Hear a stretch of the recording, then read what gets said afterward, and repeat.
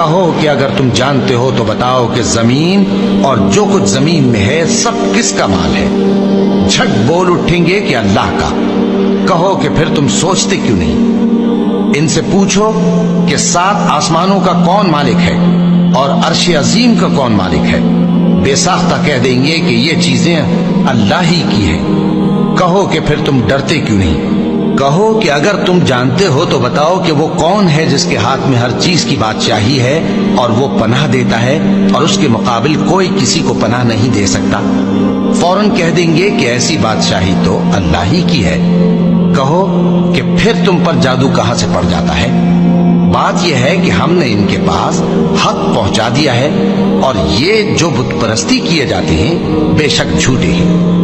اللہ نے نہ تو کسی کو اپنا بیٹا بنایا ہے اور نہ اس کے ساتھ کوئی اور معبود ہے۔